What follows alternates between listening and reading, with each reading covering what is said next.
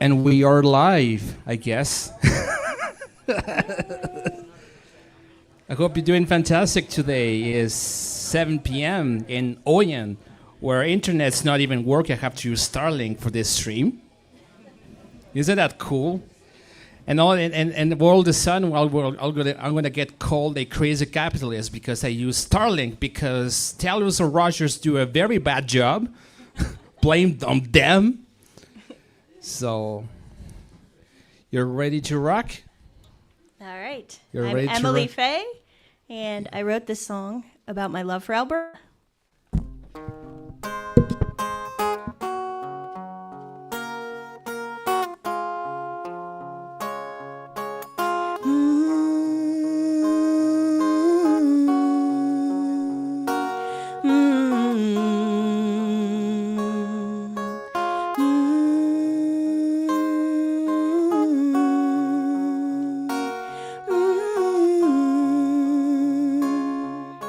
My heart is in Alberta where the antelope run free.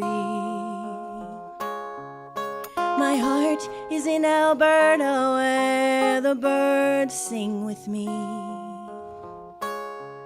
Where the sun shines like rainbows and my husband hugs me. Where the air is so quiet, nothing heard but the breeze, and when the breeze begins singing, the trees begin to dance, swaying in this rhythm as wild horses prance. The northern lights don't even get me started, for they sparkle and light up this world like nothing I've ever seen. But there's one thing that can compare, baby. It's the love in my husband's stare, can break the silence in the air. When all in the world isn't fair, when I cry and I panic, he's always there.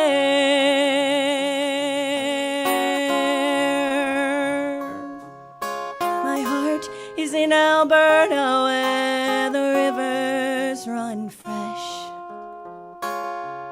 where the air is crystal clear when I take a deep breath,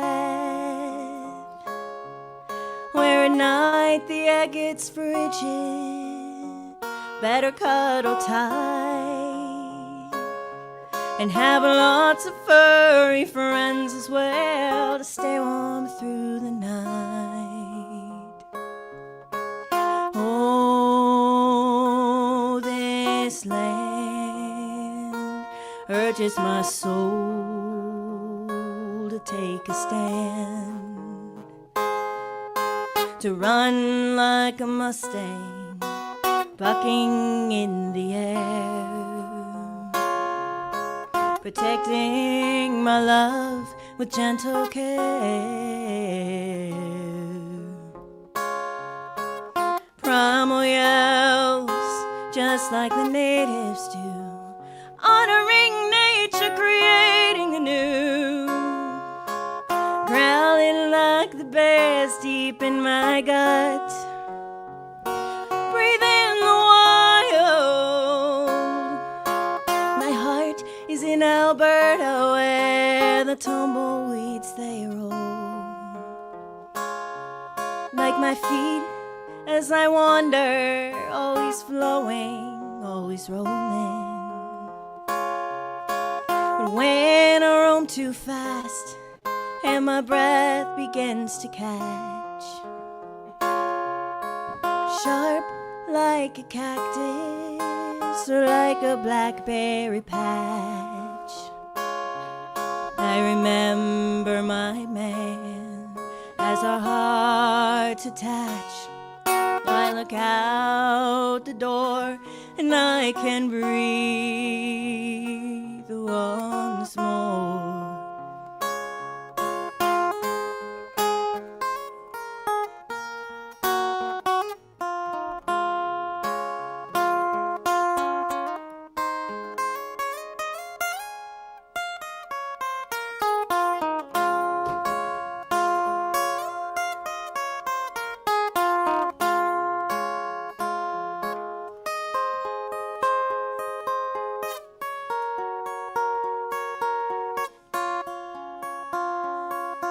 So I guess the moral of the story is I love it here, it is pure bliss, and I will never get enough of this. My heart is here for all season, for this particular reason.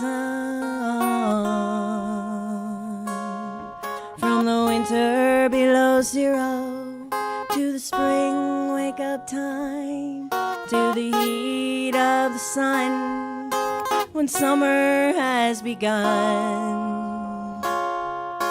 My heart is in Alberta and my love is in her hands.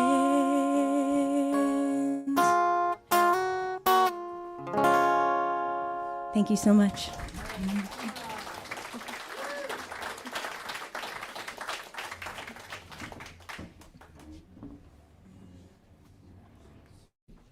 Isn't that cool? We always found new talent and new people with music and stuff, hey?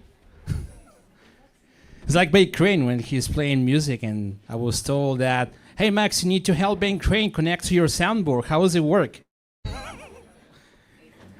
Yeah. What kind of stuff you got? DI, whatever it is. I don't know. Anyways.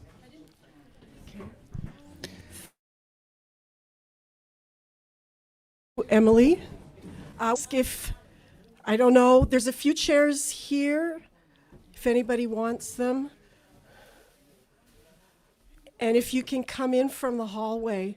This is a really good problem, that we have nowhere to seat you guys.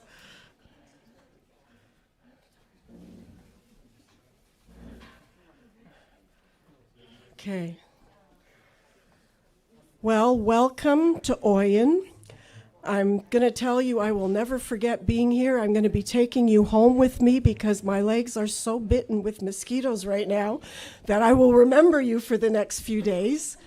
Oh, we can maybe grab a couple of these chairs. Yeah, there's 3 here, there's 1, 2 here. There's 3 here that we can take away. Actually, for now, we can take away all. Yeah, yeah.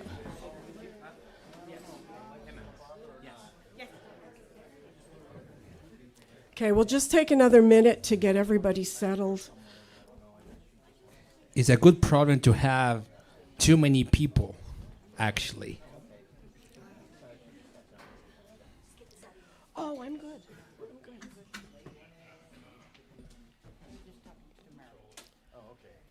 Yeah, we're a very intimate crowd, so don't be nervous.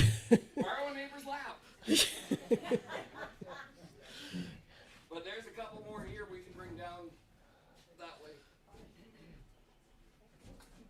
We'll get even more intimate, get as many people in here as we can. We got 3 chairs over here. We got 3 more chairs we can grab, and that's right there. Sorry for the people watching online. This is technical difficulties. We are trying to put many people as we can. This is live. This is live, by the way. Yeah. People see her and hear us. We're on the intertubes. Okay. Well, welcome again. This is a Let's Talk Alberta sponsored event where the name says it all. We're here to talk. Tonight might be a little bit different because we're going to hear some very interesting stories.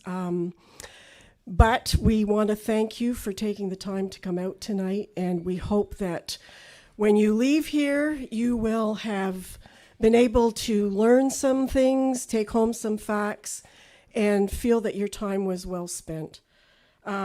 Just some housekeeping items. Bathrooms, I think you already know, they're located out the front where you first came in. Emergency exits, there's one here, one through the main door, and I believe there's one right through the kitchen. If you haven't visited the merchandise table, please do. There are Let's Talk Alberta signs at the back, and you can see either me or Sheane after the meeting, and we'll be at the table. There's also a sign-up table back there, and that's just if you want to put your name and the town that you're from. And if you want to leave us your phone number or email, when there's another event in this area, we'll just send you a text with a poster and let you know we're here. We also have trifolds, really good trifolds. Sometimes the same questions come up over and over again, and you maybe don't have always the answer for it. But there's 19 questions on the trifold with counterpoints to it to answer people's concerns about what an independent Alberta would look like. I'm going to just ask, how many of you here tonight have never been to an event like this?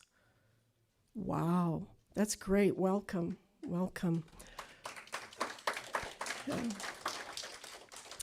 So tonight we have, more than usual, we have 4 speakers. And what we ask is, while the speakers are presenting, if you would hold your questions, your comments, and we will give you the opportunity to ask anything you want later, to comment, to bring a suggestion, because we will have a Q&A. We'll have a short break after the 4 speakers, and we'll come back and we'll ask you to come up to the microphone, bring your question. Max has the microphone. And if you're shy and you're not comfortable asking questions, come and ask me and I'll ask your question for you. So typically and traditionally, going by the 3 pillars that Alberta independence really stands on, faith, family, and freedom, we usually begin in prayer. So I'll just ask the Lord for his blessing. Father, we thank you that you've allowed us to come here to gather, to hear stories, people's experiences, and to hear facts and truth. Father God, we just pray that your spirit will be here, that your peace will be here, and that, Father, you will put into our hearts and our minds all the things that you want us to keep there. And Father, we just pray that you will grant us freedom here in this province and that we will be strong and free. In Jesus' name. First speaker is someone I know a bit, Sheane. He is a real history buff, and everywhere we go, when he speaks, everybody wants his notes because there's so many facts that, I mean, we just don't know. And then when you hear them, you probably will be a little angrier than when you first arrived here. So I'm going to ask Sheane to come up, and then he will introduce the next speakers that follow. Before I get started and depress you all with the history, I'm going to talk about a little bit different history and how I have a really good relationship with this ball diamond out here. 41 years ago, I had just got my first little Datsun pickup truck, and I had 2 friends that were working at the service station out on the highway for the summer, and I came out to visit them. And since I'd only had the truck 2 or 3 days, we decided we were going to see what the truck could do. So we made the very wise decision to do donuts in the middle of the RCMP ball diamond. So when the RCMP stopped us, he said, I don't even need to do tire impressions or anything. He says, those little narrow tires, there's nobody else in the area that's got tires like it. So he said, I'm going to cut you a break. So he gave me a $10 ticket for an obscured license plate. And then the next morning, we spent 3.5 hours raking the ball diamond. So I know that ball diamond very, very well. So what I normally talk about is the historical relationship between Ottawa and what is now Alberta and Saskatchewan. So in the 1880s to about 1903, 1904, there was a huge American settler movement. And they were moving up here in droves. And this made Ottawa very, very nervous because it's a lot easier for a territory to be annexed than it is for a province to be annexed.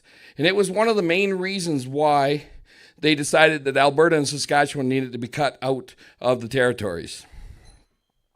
How many people in here know the little spot on the map called Usona? Not a single person in the room tonight. Usually there's at least one person. I live 6 miles from USONA. And USONA stands for the United States of North America. In the 1880s, it had grown to a big community of about 500 people. Now it's a community of about 8 people. So if you blink, you miss it. How many people here know the town of Rimbey? Its original name was Kansas Ridge. Airdrie, the city of Airdrie, its original name was Yankee Valley. And I did some research as I was driving in here talking with ChatGPT. Even though there's not a direct naming of an American town, Youngstown, Alberta, it was cousins. Youngstown, Ohio, and Youngstown, Alberta, they were cousins. The two gentlemen that they were named after. So even though it's not a direct tie, it has still got American ties. Well, because of this, they'd made Ottawa so nervous that they decided that they had to make provinces so the U.S. could not annex the Northwest Territories. In 1903, on the steps of the Manitoba legislature, Sir Clifford Sifton made the following statement. We desire, and all Canadian patriots desire, that the great trade of the prairies shall go to enrich our people to the east, to build up our factories and our places of work, and in every legitimate way to our prosperity. Now, why should we care what some gentleman said on the steps of the Manitoba legislature 123 years ago? Well, he was the main author of the Alberta and Saskatchewan Acts. So on September 1st, 1905, the Alberta Act and the Saskatchewan Act were legislated into being. And that makes Alberta and Saskatchewan the only 2 provinces in Confederation that were legislated into being. The rest were all negotiated into the Confederation. How many people here have had the chance to read the Alberta Act? One person. 2 people if you count Max. I would encourage everybody to go to the Government of Alberta website and download a copy. It's only a few pages long, and it is eye-opening. Because when we were brought into Confederation, we were brought in with the name of a province and the rights and responsibilities of a territory. And we have been fighting to get the rights and responsibilities of a province ever since. In 1913, the federal government brought in the Railroad Act amendments. Now, what did this do? This made it so that regional railways were no longer allowed to cross provincial boundaries. So they, let's say you were going to load your grain out and ship it to Thunder Bay.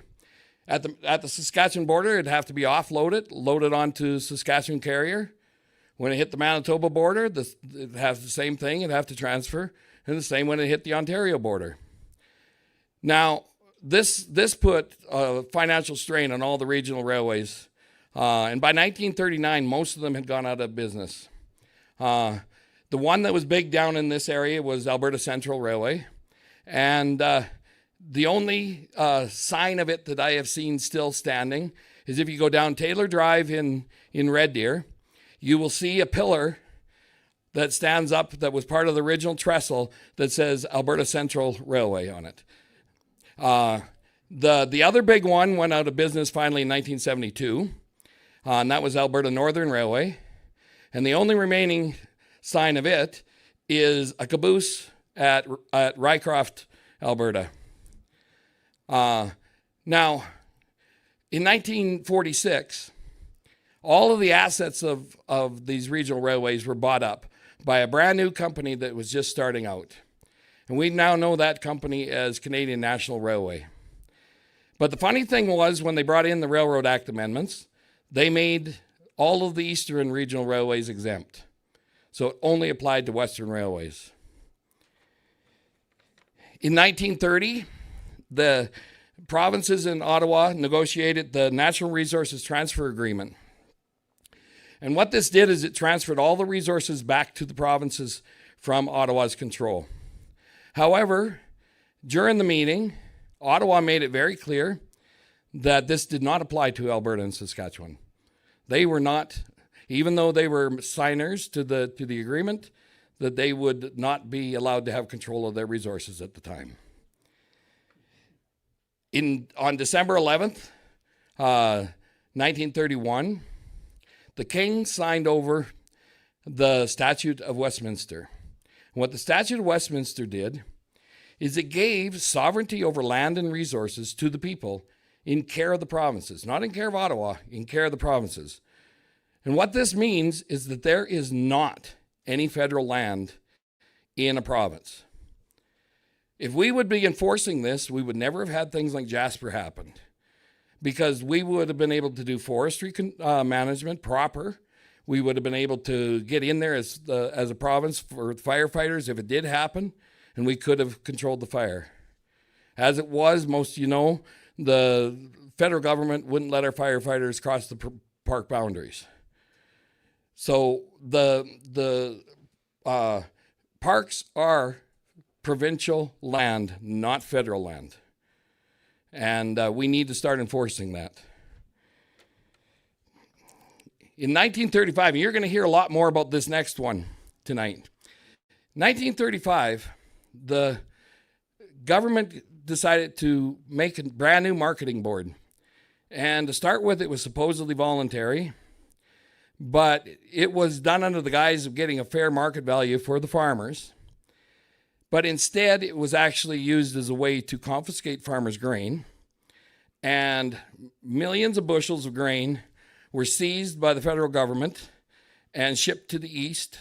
Because remember, we were right in the middle of the Great Depression. And I was talking to a farmer last night whose dad told him that he shipped 11,000 bushels and got a bill for the freight on it and nothing for it. The federal government seized it all to feed the people of the East. And that voluntary marketing board was the Canada Wheat Board, was formed in 1935. In 1946, it became mandatory for all Western Canadian farmers. Now, what did that mean?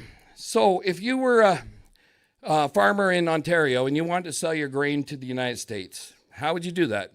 You would pull up to your bin, you would load your truck, and you would drive across the line and sell your grain to the U.S.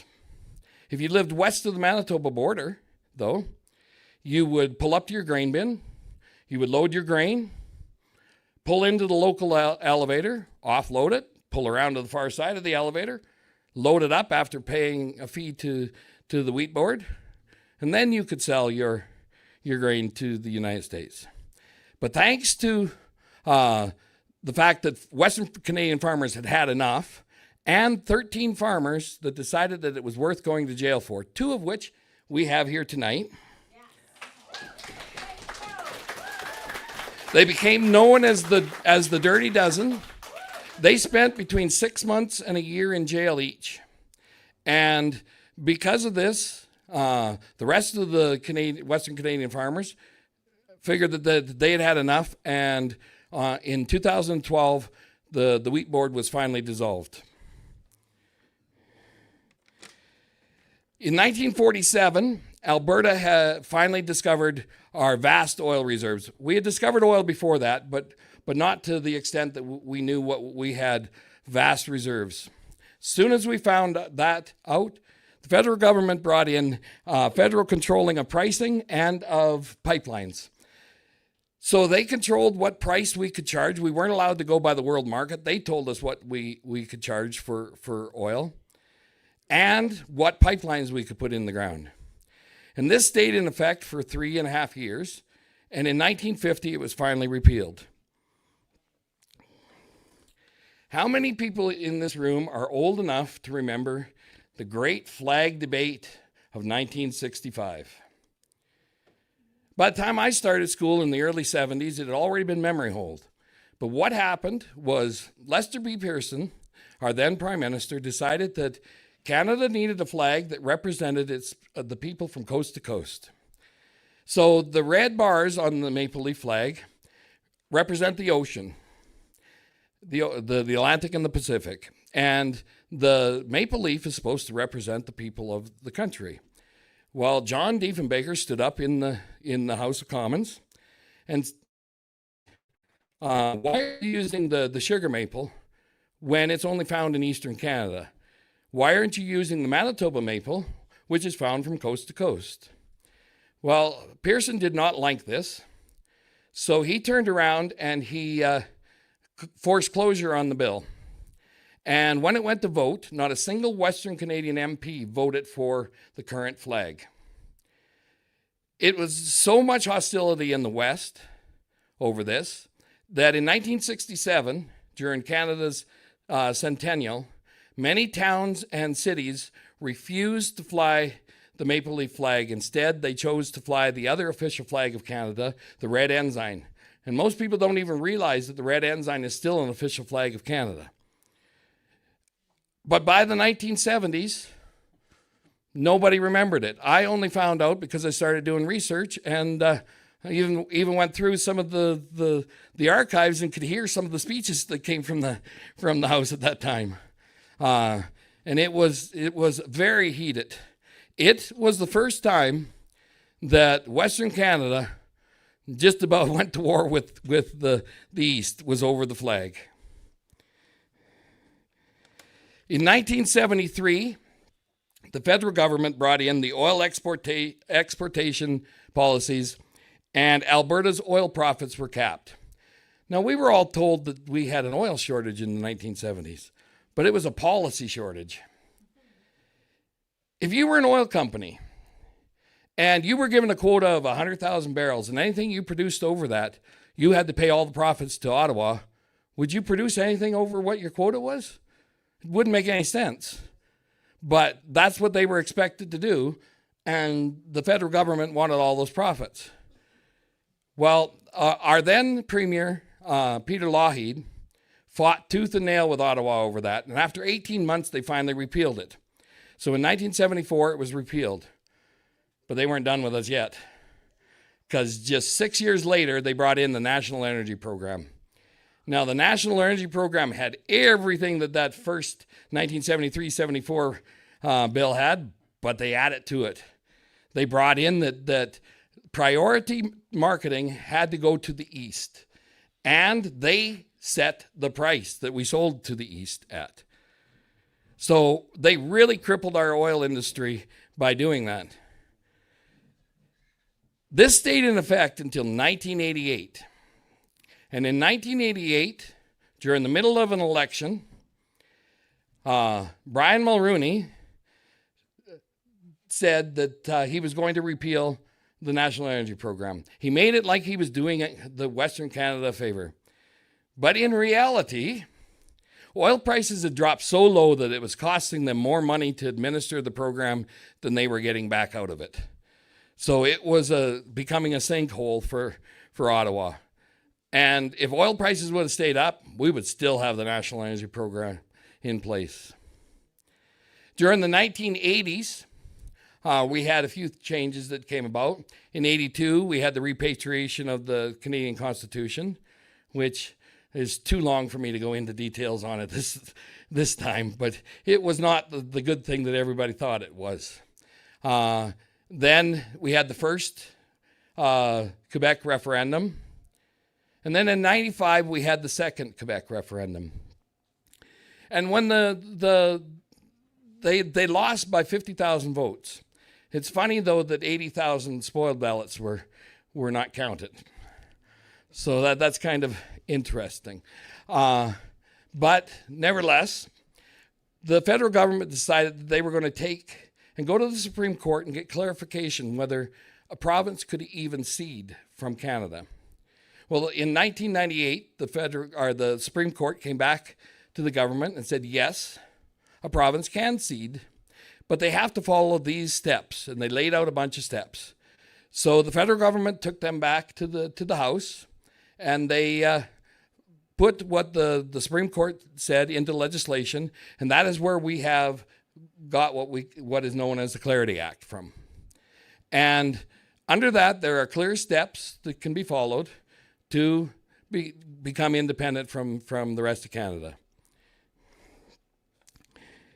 If we jump forward to 2012, the federal government brought in Bill C-38, which was the Jobs, Growth and Prosperity Act, which gave Ottawa complete control over all of Alberta's projects. That meant that we could not build a highway, we could not lay a pipeline, we could not build a skyscraper without federal approval. In 2016, they brought in federal carbon pricing. And everybody knows what that did to our oil industry. It crippled our oil industry once more, and it made it so that it's hard for us to compete on the world market because of it. In 2019, they brought in Bill C-69, the No More Pipelines Act, and Bill C-48, the Tanker Ban Act. And last fall, finally, our premier signed an MOU with our Prime Minister and to get rid of those 4 specific bills. But within 1 week of them signing the MOU, the House of Parliament voted them down. And in case you're thinking, well, it was the Liberals, it was almost unanimous to vote that MOU down, including most of our Western MPs voted to do it. So that brings us now to modern times. Bill C-8 has got royal assent. Bill C-9 has got royal assent. Bill C-22 is in the House being debated. What does Bill C-8? Bill C-8 is the internet censorship law. And what that does is it gives the minister, with a stroke of a pen, the right to take you off the internet. And I'm not just talking about getting rid of your ISP. He can wipe you entirely off the internet. No more online banking, no more VoIP phones, no more any of that stuff. Your presence is gone from the internet. And you have no recourse under the bill to appeal it. Now, Bill C-9 is even worse. That is the anti-hate speech bill. What does that do? If they deem that you are doing hateful speech, and there is no definition of what hateful speech is in the bill, so it's up to interpretation, they can arrest you, and you can lose all of your assets. Now, under that bill, you have recourse, and you can appeal it, and you can go to court, and you can win, but you won't get your assets back. It says right in the bill that you if they take your assets, you have lost them. So I don't expect that they'll go after the average person to begin with, but I'm expecting it on October 20th. I'll tell you, during the writ, they probably won't do anything, but as soon as that writ is done, they're going to go after people like me. In there also, if you read scripture and you read it out loud in public, you can go to jail. There are many clauses in there that should have everybody very panicked. I would encourage you to go on to the Government of Canada website and pull up Bill C-9. And when you're done shaking from fear from what it has in it, know that we have to take action. Now, what is Bill C-22? Bill C-22 is the anti-encryption law. Anti-encryption, this is causing, we are going to lose all of the Facebook, Signal, all of these companies, because they will be forced to give all of their records on every person to the federal government. And when they open up the encryption, the reason the companies are going to leave isn't just that they're complying with Canada. By opening up their encryption, they open up their customers worldwide. So all of the people's records all over the world could be, so they're not going to stick around. But if I make a phone call to you and they think we're doing something nasty on there, they have to go to a judge and get a warrant to be able to tap our phone lines and hear what we're saying. Under the anti-encryption law, they need nothing like that. They can go in and they can get your personal conversations that you're having on the internet with no warrant needed. And the last time I checked, we're supposed to have privacy, but we don't.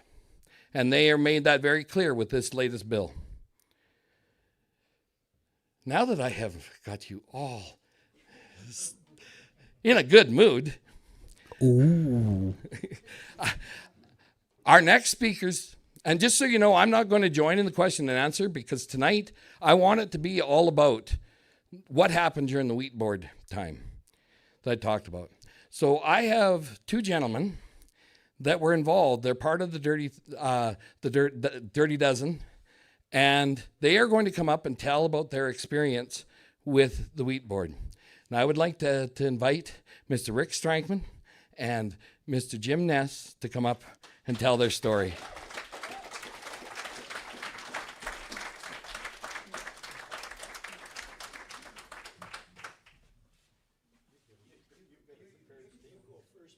You can go stand beside each other. Hey, Shane, they're both going to speak at the same time? Well, they'll sit at the mic back and forth, yeah. Okay. Do you want to give them another mic? Yeah, they have it. Just make sure that you speak on the microphone, please, okay? We're just going to unplug. Okay, to read the microphones a little bit here. Just make sure to speak on the microphone and not like this, okay? I'll let you know because it's on the stream, so. One and two. I'm just going to connect on here.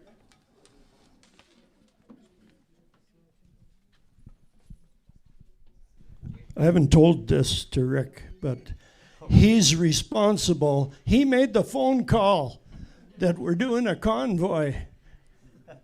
He's responsible for getting me involved. So you talk first.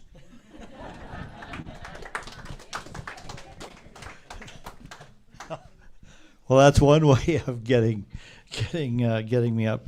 Thanks, Jim. Or no thanks. Ladies and gentlemen, this whole action that we've been in, starting way back in 1995, a lot of kids or people in this room, and I see one young lady from Acadie Valley. I don't know if she's that old or not, but part of the thing that we started in, or I initially shallowly started in, and I can relate to Tamara in that thinking that we're just going to go and do this. And in 5 or 10 years, we'll be done with this and we'll be over. Not realizing the federal bureaucracy that we're fighting against, and I can still. There's many instances that we can relate to you. One in particular, after we had done the border convoy, there's two finely dressed of the Queen's Cowboys drove out from concert to deliver a summons. And I can still take you to the place in our yard where, and I'm not going to say his name, he's gone private now, the officer, he says, Strankman, you must have pissed off somebody way high up. For us to have to drive out here and serve you these summons, which normally would be sent to you by registered mail, means that somebody wants to intimidate you. And thick German bone structure up here, we just continued on. And so we matured in our arguments going forward that it wasn't just simply a regulation that we're trying to fight against. It was government control, federal government overreach. And a few days ago, or a week ago possibly, I was called by a CBC radio in Calgary for an interview, and she asked me, what do you think about this separatism thing? And I said, well, I've been going to some of the prosperity meetings in Provost, and normally there's 4 or maybe 6, 8 people, but I said the 1st of January this year there was 40. There was 2 carloads came from Wainwright to be involved with the Provost people. And I said, I live 30 miles from the nearest can of Coca-Cola. I don't go to the coffee shop. I don't do whatever. I'm not a hound like that. And then all of a sudden I get a phone call from a CBC out of Calgary wanting to know what I think, there's something going on here. And, the whole movement of asserting yourselves. My son counseled me, and my phone died, I'd read the text, but it's by Edmund Burke, and it says, the only thing necessary for evil to triumph is for good men, good people to do nothing. And, and that's what I see, and I've always tried to relate, even through my elected life, I always try to relate to the people. And whether you be a truck driver, a welder, a deckhand, whatever, and that's why I like to really relate to Chris Scott, a young fellow that came from British Columbia to make his way on the oil fields in Alberta, and then got all wrapped up in this freedom thing, simply defending his own personal rights. And that's, to our grain thing, it was our grain. It was our property. It was, it wasn't, and this whole policy change wasn't necessarily about Rick Strankman or Jim Ness. It's about the people like yourselves and like the people that are sitting beside you. You have a right to your driver's license. You have a right to your gun license. You have a right to your land title. It's your property. And that's what we're endeavoring to bring forward, in our quest here as well. None of us are looking for any leadership roles, certainly not this old codger. But we can provide you with good information and assistance and hopefully direction to continue the fight. So I'll leave it up to my cellmate. I had the top bunk, Jim had the bottom bunk, and we got along famously there. Unfortunately, Shane, I have to correct you a little bit. We weren't in there for as long as you said, but it definitely was a life-changing experience.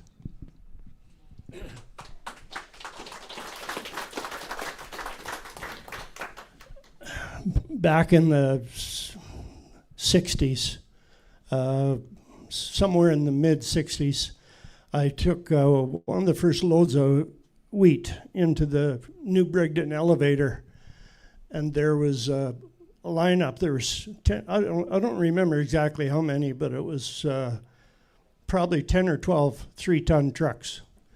And so the old leg on the elevator was slow, so it took a long time to unload each truck and get it weighed and kicked out. So the truck in front of me was Dan Hertz, and Shane was a little gaffer at that time. He was along too. And I said, after listening to some of the older guys talk, complaining about the lineup at the elevator, I said, I just came from Sedalia this morning, and the doors are open on the elevator, and there's no trucks there at all. Why don't we just go over there? And Dan Hertz, he educated me real quick. And that was the beginning of my learning about intrusion into our private business. Dan Hertz said, if we took our trucks over and dumped at Sedalia, it would be an offense, and the Canadian Wheat Board could charge us with serious charges. That's the kind of regulations that was on the producers back then. And that was when I started to do some research and see what we were trapped by. So interesting that 30 years later, when we do the convoy, who's there in the lineup but the Hertz boys? So salute to Dan Hertz and his family. They've always been freedom fighters. So back there, our trials went on for, I think, about 3 years. You know, it was just a ridiculous setup. I remember the first judge, his name was Fred Coward. And he did not like us. He hated us. So one day, when we were in the courthouse, one of the one of the clerks, a farmer's daughter from the Lethbridge community, spilled the beans. And she said, "Did you know that Fred Coward's son robbed a casino at knife point just a few months ago, and he got off with community service?" So that was just another experience that we had to see what we were up against. So after the trials were done, we knew there was going to be some time before the government made up their minds what they were going to do. So that rolls around to the year 2000, and Shirley McClellan appointed me to the Alberta Grain Commission. And so after a couple of meetings, the chairperson of the meeting said, "Ness, you're going to the SIGI conference in Winnipeg that the Canadian Wheat Board is sponsoring. You're going on behalf of the Alberta government." And I said, "You got to be kidding." So I got there, and there was 28 people there as like farmers and whatnot. And I remember the first meeting was 5 minutes old.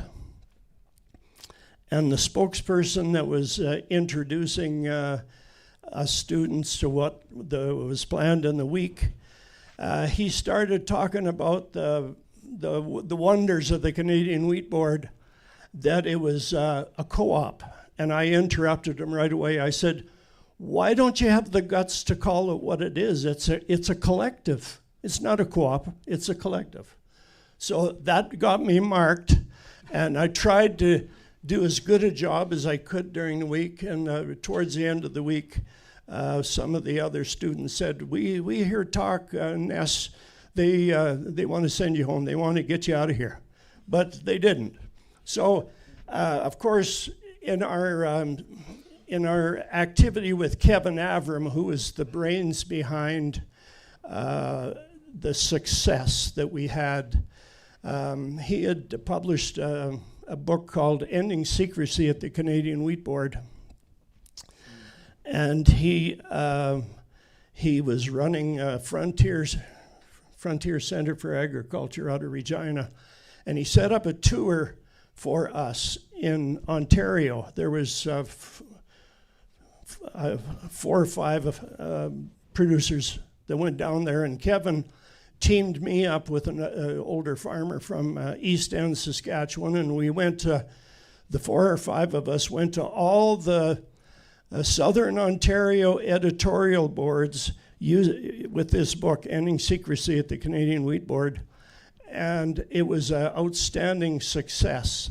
Those editorial writers and some of their bosses, in fact, to the Kingston Whig Standard, it was the owner of the paper, sat there across the table and asked us questions for nearly an hour.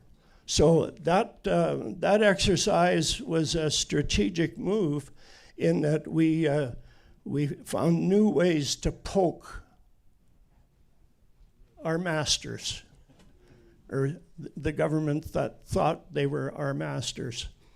So it was quite an experience for a farm boy to walk into editorial boards, and because of the information I had, for some reason or other, I was chosen to do a press conference at the Charles Lynch press room in the Parliament Hill. And I was up against Barry Wilson, the socialist that used to write for the Western Producer. And I just had an easy time. He'd ask a question, and I'd just read it out of the book. So that's kind of what happened up to about 2000. And then one day in 2002, the spring of 2002, I got a visit from a lady from Canada Customs with papers indicating, Jim, you either got to pay your fine or go to jail. We didn't tell her that going to jail was part of the plan. So anyway, one of the last court cases that we had, I just remembered this. It was in front of the Alberta Court of Appeal. And for some reason or other, there was only 3 of us in front of the judge. And the judge said, I've been told that Ness, you're the spokesperson for the 3 guys, for you and your 2 friends. And I was not expecting that. So then he started to ask me questions. And I was kind of cheesed off because I don't like judges. Anyway, he said, it comes down to this. At the end of the hearing, he said, Ness, what are you boys going to do? Are you going to pay your fines or are you going to jail? So I stood up and I said, Judge, I have this thing. I just determined I wasn't going to call him Your Honor. I said, Judge, here's how it is. It's June. We're still seeding. We have a grasshopper outbreak. We're spraying for weeds and grasshoppers. But you know, Judge, we haven't been able to find a pesticide for the Canadian Wheat Board. And I was expecting. I forgot that. I forgot that comment. That's true. I was expecting to be hit with contempt of court, but I didn't care. I just didn't care. So the judge actually laughed when I said that. And so that court ended and we went on our way. But in the spring of 2002, I got those papers and I didn't say anything to the lady. She got out of her car. She wasn't driving. She had a driver. And she went to pass me the papers and her hands were just shaking like that. And I figured, my goodness, what are you afraid of, lady? So anyway, come October of 2002, our friend Kevin Avram, who was the brains behind the outfit, he had been the last editor of the Alberta Report magazine. If some of you still have a copy of some of those papers, he was the last editor in the last year. He said, Jim, your court day is set. I forget what date it was, the last week of October. And he said, we got to make a big deal of this. October 3rd. It was Halloween night. That's right. Of 2002. Yeah. Or Halloween day, actually. Yeah. So anyway, he said, we'll invite some speakers. And I had already had some friends said, we got music. We've created some songs about farmers going to jail. So it was going to be a big deal in a lot right across from the courthouse. So I told Kevin, I said, we got a week. I'm going to get the premier there. And he laughed at me. He said, you'll never get the premier there. But I called Shirley McClellan one Saturday morning. And I said, Shirley, here's what we're doing. We're going to have a big media event. The cameras will be there. And there's going to be music. We need you and the premier to come and speak. And she said, Jim, we support you privately, but we couldn't do something like that publicly. So I told her, I said, this event is going to create a whole bunch of emotion and political inertia that if you're not there to harness it, it's going to bite you in the ass. And so that was 9 o'clock in the morning. She called me 9 o'clock at night, and she said, I had dinner with the premier. We're going to be there. That was Ralph Klein leading a parade, ladies and gentlemen. So I'll just give you a quick little thing about what happened. After Klein spoke, Ted Morton spoke, and I was one of the tail end speakers. I don't remember who else spoke. And then it was time for us to surrender. We had agreed that after a few songs had played and a few speakers had spoke, we're going to walk across the street. And there was 800 or 900 people. Maybe some of you were there, I don't know. But I was the first. I just felt like I better be the first one to surrender. So I started walking, and standing in the middle of the street was Jim Fisher, the ag reporter for the Drumheller station. And he stood right in the middle of the road. The crowd parted, and we had a space probably as wide as this room to walk through. And people were hollering, some were swearing, and actually I walked up to big Jim Fisher, and he stuck out his hand, tears running down his face. He was just crying something terrible. And I shook his hand and walked on and walked in and signed the paper. And should I say it? I'll say it. No. Because Jim was one of the first ones to surrender, and our big friend Kevin Avram was standing there. He couldn't believe what was going on as well. And Jim's got handcuffs on him, and once you surrender, then you got to go, and the guard will take you in. Jim's famous parting words were, "Chrétien, the scumbag." So what brought that up is I was handcuffed with my hands behind the back, and Art Hanger was there, a Reform MP, and he started to holler, "That's illegal, you can't do that." The big guard, he cuffed me and then gave me a push, and I had to pedal my feet real quick, or I would have been on my nose in the concrete. So I was a little cheesed off. So a woman reporter from the Calgary Herald was running beside me, and she said, "Tell me what you're thinking, tell me what you're thinking." And that's what I said, "John Chrétien's a scumbag."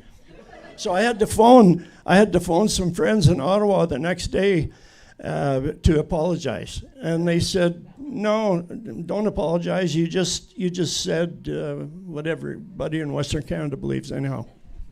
If I could just interject to that too, ladies and gentlemen, one of our cellmates is now a counselor in the MDF Tabor, John Turcado, and hope he doesn't mind me nailing him for this, because John too surrendered that day. And to Shane's comment earlier about some of us stayed in overnight, some of us stayed in whatever. Like it personally, we had 700 acres of crop still out in the field.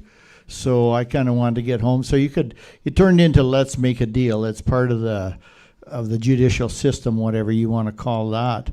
But and I didn't know John was one of the later guys to turn themselves in. And at Jim Chatney's recent funeral, you probably remember this, Jim. John brought up that the ladies in the back, the ladies that do the clerk of the court, and they administer the paper, the law, they were all crying. They couldn't believe. Yeah, when I went to the next Alberta Grain Commission meeting, Doug Horner, who was already the ag minister, he was having a meeting in one of the towns there around Morinville. He said he announced what had happened to the crowd. He said the auditorium was full, and he said he asked for a minute of silence for the farmers that were locked up. And he said during that minute of silence there was people crying and swearing. So it was a kind of an emotional time, because we had to take a risk. We knew how the government regulation was worded, and of course they changed it right after we were put in jail. The way it was written, you either pay your fine or you go to jail. So shortly, the change that they made was pay your fine or we'll take your money another way. So going to jail really embarrassed the government. And we had phone calls right from Newfoundland to Vancouver Island, people offering to pay for our fines. I don't know how much money came in, but that was kind of small. Well, ladies and gentlemen, that's back to what I said earlier. I know Jim has more to say, but really, again, you couldn't pick those 13 guys out of the crowd. You think of the person sitting beside you here tonight. I mean, that's the kind of people we are. We don't try and present as anything special or whatever. We've just done different shit. Like that's all. And so now it's time for you as well, in a different venue, completely different venue, to step forward in your own ways. And it's all about taking a risk.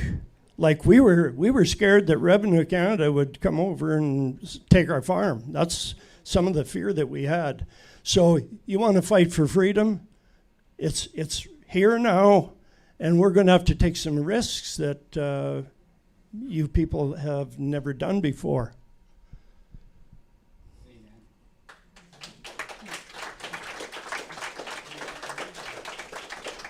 So I've been a separatist since grade 10. Only I wanted to separate back then because, Quebec was getting favoritism and we were being taken advantage of out here. So, I've forgiven the French. But it comes down to there's a big load ahead of us.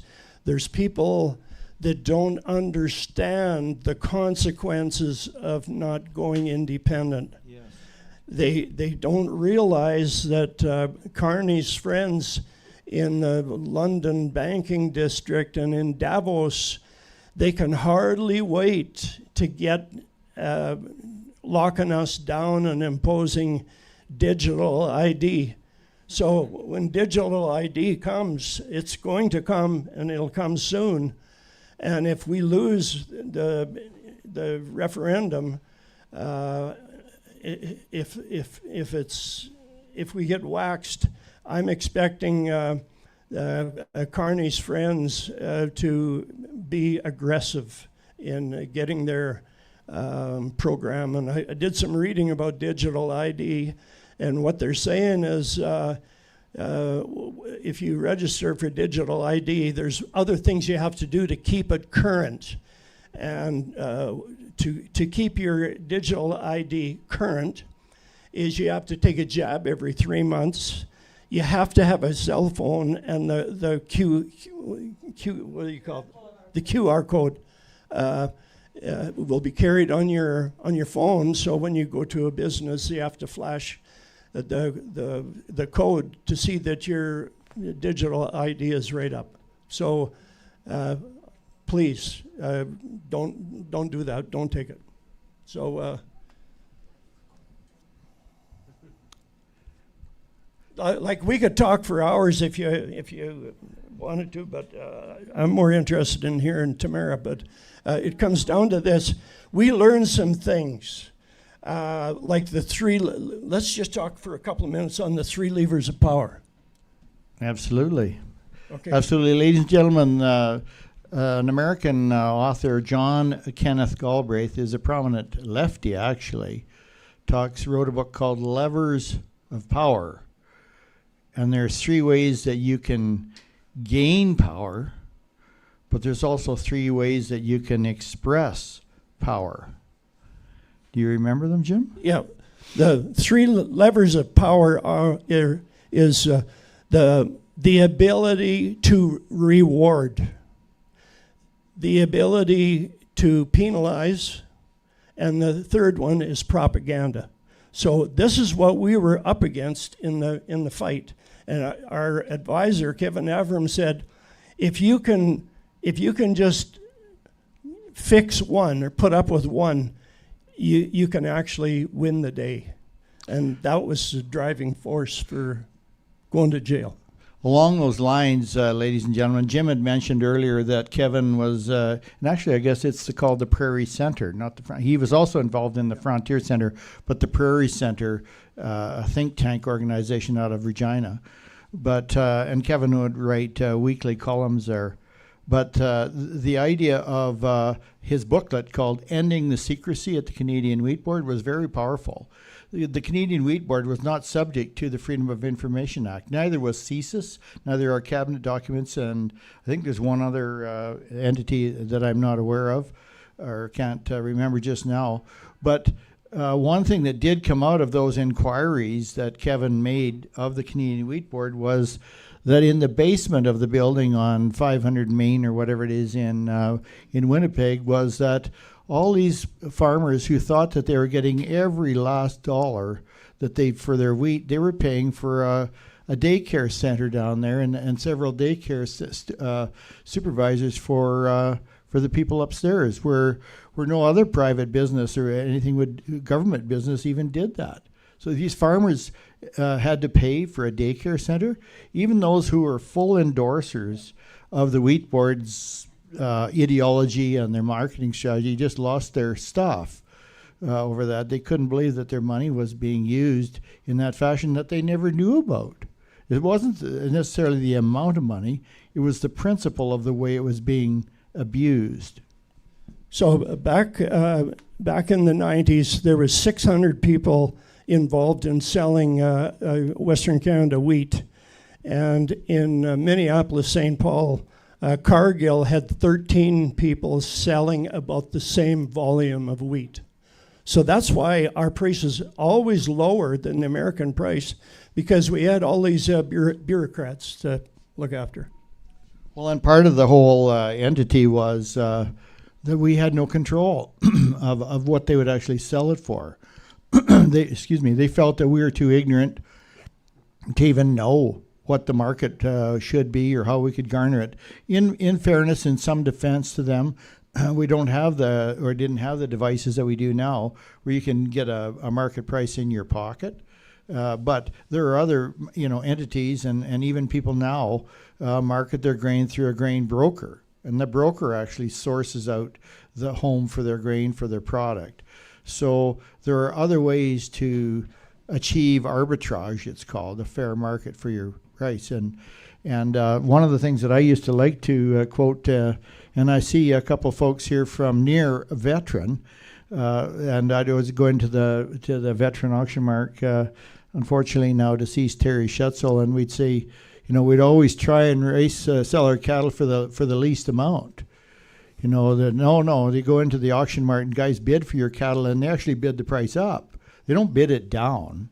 They bid the price up. And so the same thing can happen for your other property, your grain, the stuff that you grew. And so, it's that principle in our case, really. So I'd like to just read two quick quotes, please. Before Alberta was a province in 1904, Canada's Minister of the Interior, one Clifford Sifton, said this: "We desire, and all Canadian patriots desire, that the great trade of the prairie shall go to enrich our people in the East, to build up our factories and our places of work, and in every legitimate way our prosperity."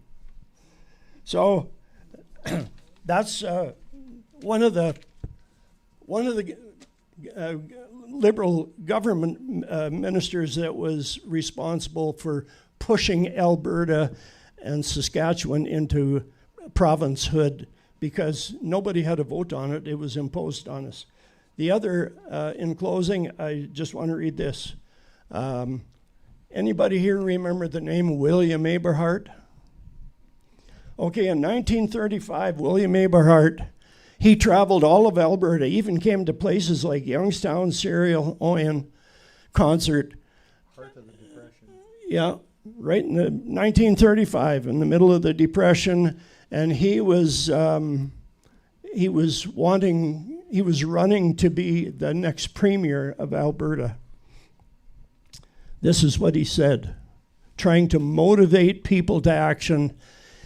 He said, if the people of Alberta haven't suffered enough, it's their God-given right to suffer some more.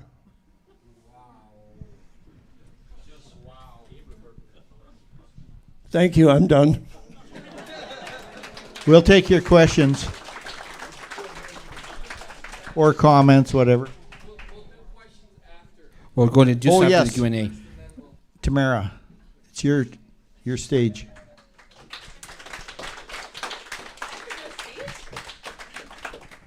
Thank you. Thank you. Thank you, gentlemen. Merci beaucoup. Fait plaisir. Where would you like this? Well, thank you. Thank you for the warm welcome, and it's really great to be. I was just here a few weeks ago, actually, and a thank you to Sheane and Bonnie for having me and inviting me to speak, and of course, Rick and Jim, freedom heroes. Wow, you guys, you talked about so many things that I can relate to. I don't think I had too many judges that really liked me either. So. And, we had on our show, Chris Barber and I have a show every Thursday night called House Arrest that we do a live stream on YouTube. And we had John Carpe on last night talking about Bill C-34. And all these bills, like you were saying, all these censorship bills are quite frightening. But they're doing this stuff already. They're just trying to make it so they're not going to get in trouble or get in less trouble for doing it already. If they can freeze your bank account, they're already opening your mail if they think they have a reason to. We know that the data that was collected from Freedom Convoy participants that had their bank accounts frozen has been collected and shared. We don't know who it's been shared it with. We don't know how many times it's been shared. We don't know where that information is now. But if your name came up in that regard with the Freedom Convoy, then there's multiple agencies that have your data, and we don't know where it is. Not only that, maybe some of you heard about the King Air spy plane that was flying over Ottawa during the Freedom Convoy. Of course, at first they denied it. It was our military spying on us. First, they lied about it, said there was no plane. Then they said, oh, it was just a plane that was doing training exercises. What it was actually doing was it was the military that was flying over the Freedom Convoy with equipment that could ping your phones and scrape every bit of data off of your phone and those around you. So they knew who you were around. They've got your pictures, they got your emails, they got your text messages. And we don't know where that data is either. Now that was done. Typically in Canada, you need a warrant to obtain information like that. There was no warrants issued for that. And this is what these people are capable of. So my situation, and I like speaking at these things, and I have to admit I do struggle day to day sometimes because, of course, I was born and raised in Saskatchewan. I'm a prairie girl through and through. I grew up on the back of a horse. And I forget, I just lost my train of thought, sorry. Anyways, but I was born and raised out here. And I was raised to believe in these institutions. I was raised to believe in our healthcare system. I was always told Canada had the best healthcare system in the whole entire world. I was raised to respect our military, which of course I do, I still do, and we revere our veterans absolutely. I was taught that I could trust the police. I was taught that I could trust the judicial system. We don't have a justice system in Canada. We have a legal system in Canada. There's a big, big difference. So I grew up believing in Canada and everything that I thought that it stood for. And then, of course, I moved to Alberta in the late 90s, and I started working. I worked predominantly in the oil patch here. And I only really got involved in all of this stuff because of the legislation that was being brought in from Justin Trudeau, Bill C-69, Bill C-48, and these harmful policies that I was seeing affecting people in my community, people that I cared about, people coming into my office, shoving their resume in my hand with tears in their eyes because I didn't know how they were going to make their mortgage payments or feed their families. And I thought, this isn't right. I mean, I work in the oil patch. I know I ran frac crews. I understand we have the most environmentally friendly and efficient energy sector in all of the world, and I couldn't figure out why our politicians weren't flying all over the world shouting that from the rooftops. Instead, we were being vilified, name called, over stuff like this, and it was disheartening. So I jumped into the independence movement. A lot of you will know that I joined the Wexit movement right the day after the 2019 federal election, when I watched Justin Trudeau elected as prime minister before our polls had even closed here. And so I got a hold of Peter Downing and I said, hey, whatever you need, let me be your coordinator for the southeastern Alberta. We'll start doing town halls and we'll start talking to people about Wexit. So, and then the Freedom Convoy happened. And then I went from thinking we need to leave as fast as we can to, oh my God, this country is so worth saving. This is the Canada that I believe that I grew up in. And still on our way to Ottawa, I still believed that the government would talk to us, even though they were already calling us racists and misogynists in the media and saying terrible things about us. But I was naive. I still believed that when we got there, somebody would come and talk to us, because in 2021, we saw I think it was the Wet'suwet'en protests with the First Nations that were actually committing vandalism and mischief on the railway lines. And Justin Trudeau kept saying, we got to keep talking to them. We got to have dialogue. We got to hear their concerns. So even though we know that if you had COVID concerns or pandemic mandates concerns they didn't want to hear, I still believed in my gut that somebody would come and talk to us. My MP, Glenn Motz, worked very hard behind the scenes, and we found out later, so did former MP Michelle Ferrari. We're trying to get some of the MPs or somebody to come and talk to us, and they just flat out refused, because I'm pretty scary, as you can see. Now, the interesting thing was, their excuse was they didn't know who to talk to. They didn't know who to talk to in the organization, but they sure as hell knew who to arrest, didn't they? So, I mean, that speaks volumes in itself. And even when we were there, the entire health system during COVID, I believed in it. I believed in the doctors. I believed in the nurses. And then I started seeing the doctors and the nurses that were actually saying something and standing up, being vilified, canceled, and smeared, having their licenses taken away over this stuff. And I thought, if they're not going to listen to doctors, holy shit, right? Pardon my language. And so even when I was arrested, I still believed I'm not a criminal. And I knew I wasn't a criminal. And I was like, this doesn't happen to people. They're going to save me. Something's going to happen. They're going to see that I'm innocent. I thought when I was arrested that they would have me sign a promise to appear or something, and then I'd be out the next day. Well, lo and behold, if I didn't spend 18 days in jail following that, denied bail. With Justice Bourgeois. Yeah, none of my judges liked me either. She especially didn't. She didn't much care for my husband either. But it's a whole new world out there. I just, as an aside, I was in Calgary last week reporting on Carrie Sakamoto's motion hearings. Carrie is one of our vaccine injured friends. And I was in the Alberta King's Bench courthouse. Wow. Now I understand why Keith Wilson and Eva Chipiuk and these lawyers that flew into Ottawa were literally beside themselves with how Ottawa runs their courtroom.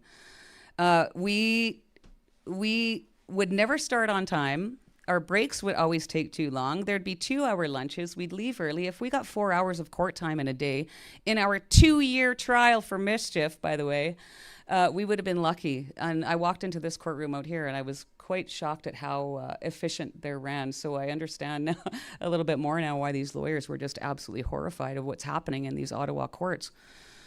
Where was I back in my story? So that I was arrested. And I was like, well, of course they're going to let me go. I mean, I'm just going to have to sign this because I still believed in the system. And then I got stuck in the system. And I thought, well, I still believe in the system. Once we get to this trial, it's all going to work out. I just trust it's going to work out. And I was never worried per se. I mean, I consider myself to be, I have my God. I believe in God, and I believe that He was with us the entire time, throughout the organization, throughout the trip for sure. We drove across Canada in the middle of winter in the longest convoy in history with no accidents or injuries, which is a miracle in and of itself. But I still believed that the justice system was going to save me. And then I got into that courtroom and I saw how these guys behaved. You want to talk about a two-tier justice system? Chris and I drove out last April for our verdict, and when we got there, we found out, you probably all read about the pro-Palestinian protests that were happening out there for the previous 2 years. Well, our first Crown prosecutor that was on our case that actually lost his file after my book came out, he said because I defamed him. I'm like, hold my beer, dude. You know, this guy was absolutely like a rabid dog frothing at the mouth. He tried to throw me in jail 6 ways from Sunday that entire first year that I was after our arrest.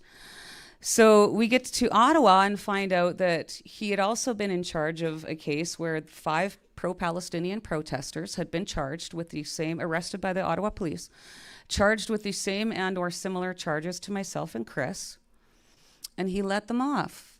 He said they could write a letter of apology and make a donation to the charity of, well, I don't know if it was their choice or his choice. I spent just about 50 days in jail. But it was for all the wrong reasons. It was for the wrong cause. I wasn't the right Canadian. I'm not the right Métis, clearly, right? They didn't even believe me when I said that.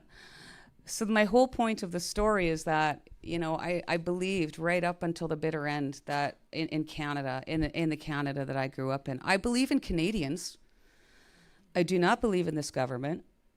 I've seen the best of what Canadians can be. And so that's why I say sometimes I'm torn, because I went from growing up in Canada, loving it, loving our multiculturalism, loving the diversity, loving the land, loving the people, loving the camaraderie, loving how we looked after each other and really cared about each other. And that's what really came through for me during the convoy. And then I, you know, joined the Maverick Party. We need to leave. I had this life-changing, obviously, experience where I finally felt like I understood how the Americans felt. You know, how they revere their flag and their patriotism is so sacred to them. And I grew up along border towns in Saskatchewan, and I was always not jealous, but envious and a bit in awe. Like, I thought they were like super patriots. And Canadians I thought were patriotic, but not to that like level. And for the Freedom Convoy for me was the first time that I ever really experienced what I think that feeling was like. And here we are now, 4 years later, following the longest mischief trial of all time. I'm still on house arrest. My sentence will be over in January of 2027. But Chris and our house arrest sentence is up in October, and then after that we have a curfew, and I just think it's the most hilarious thing in the whole world. I'm 53 years old. Do you think it's punishment for me to have to either stay home or be in my house at 10 o'clock at night? I mean, I'm not suffering. And that's what they hate. That's exactly what they hate the most. They hate that we're not suffering. I've had people accuse me of lying about going to jail because I didn't come out looking broken and beaten and sad. But I will never let them break me. I promised a police officer that. Or actually, it was a supporter in the courthouse, one of the sheriffs in the courthouse in Ottawa, that said to me, "Don't let them break you." And I said, "Don't worry, I won't." They picked on the wrong grandma. Sorry, I just want to make sure I'm keeping track of my notes. So, I mean, I think this is an important path for us to talk about. I'm thrilled to see so many people out here tonight. Standing room only is absolutely amazing. On a Friday night, no less. Well done, you guys. It's an important conversation, and I'm thrilled that people are here that haven't been here before. These are the people that we want to be talking to and explaining all the benefits that could come. I'm just so happy that all these TPAs are going. Chris Scott, Shane, Jeff Rath, Mitch Sylvester, now Keith Wilson's on board. You know, all these, Kathy Flett, they're just driving around the province and have been for months and months and months. They're having these conversations. And it's important for us to know the pros, as we all know the cons. We all know the cons, but I think there's a lot of reason for hope. And even, I say, if you're on the fence even if you don't know which way you want to go, at least check option 2 on October 19th, because that will give you at least time to educate yourself more. It's just going to keep that door open. And I'm certainly hoping that we get a win on the 19th of October, because I think we need one. I mean, I think we're just sort of, well, I'm just sort of at that point where, Mark Carney, don't go away mad, just go away. Right. I mean, it's sad. It is sad that it's come to this. But again, I think that we're known to be generous, caring people. And I think, you know, we have to be strong first. We have to be strong and stable before we can help other people. And, you know, we can complain about equalization, and it is a huge, giant problem. However, I don't think people would mind so much giving some of that money away. Not all of it. It's an incredible lot of money. If we could even just get a thank you maybe sometimes, you know, instead of criticized and called hillbillies and rednecks or whatever it is that you know, whatever the name of the day is. But we can't do that unless we're strong and stable ourselves. It doesn't make any sense. You know, you're not going to help your neighbor if it's going to put you in a detrimental position. You shouldn't. You need to come from a place of strength and stability before you can help other people. And there's so many things. I think, you know, we don't need the rest of Canada. We don't need to live under the thumb of the Liberal government. And my personal opinion is we'll never see a Conservative government in Canada again. We'll certainly never see a Conservative majority in Canada again, as far as I'm concerned. And that raises an interesting question. Because Pierre Poilievre, I'm sure a lot of you guys heard him out here a few weeks ago. He came out to do his unity rah, rah, rah, and they're going to come back and do that. Well, I saw Pierre Poilievre speak in Ottawa a few weeks ago.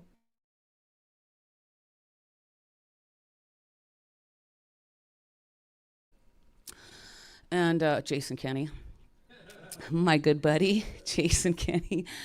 You know, it's just talk. You know, I hear that they're going to fight. Well, how are you going to fight?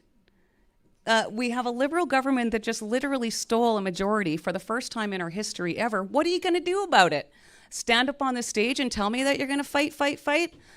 Maybe we're done fighting. Maybe Alberta is just tired of always having to fight to get our resources to market, to have a voice in Confederation, you know, to lower our taxes. We don't have to always fight. We can, we're strong, and we're very independent-minded people. I mean, I'm very much in the position that I'm in because I'm a stubborn old bat, and I don't abide a bully. Oh man, just lost. Yeah, I mean, fight. And I was so glad I got to go to the debate between Jason Kenney and Keith Wilson a few weeks ago in Calgary, and Jason Kenney kept talking about that too. Fight. And I was so happy that Keith addressed that, because we're done fighting. We don't need to fight. We have the people, we have the talent, we have the resources right here. And we're being used and taken advantage of. And of course, you know, then every once in a while we get the old bone of the pipeline. You know, I mean, I don't know how you got MOU. I know that it gave a lot of people in Alberta hope, but it was just a giant crock of, you know what? I knew it. It was just useless signatures on a useless piece of paper. And you can see already that Carney is kind of wavering on that now. What he comes here, signs an MOU, the next day tells the First Nations, well, they have a veto on it. Well, no, they don't have a veto on it. This is supposed to be a democratic society, like the Sturgeon Lake Cree First Nation shutting down the petitions. That reserve that chief is from has 33 people on it. And so he's trying to tell you that you need permission from 33 people to have a petition to exercise your democratic rights. And now another band wants to have Danielle Smith investigated for treason. And I was really happy with her response to that, by the way, because I think she's right. These guys need to check themselves. You just don't start talking stuff like that. You know, they just start throwing these terms around. I mean, I'm used to it. I've been called every name in the book you can't even imagine. And that's okay. But, you know, you have to, if you want to be respected, you have to earn respect. And I think that's one of the reasons that the convoy was so successful, because for the majority, and my message and Chris's message was always, when you are disrespectful, you lose people immediately. We want people on our side. We want people to support this cause. And so this is one of the things that I sort of worry about too, is what comes after.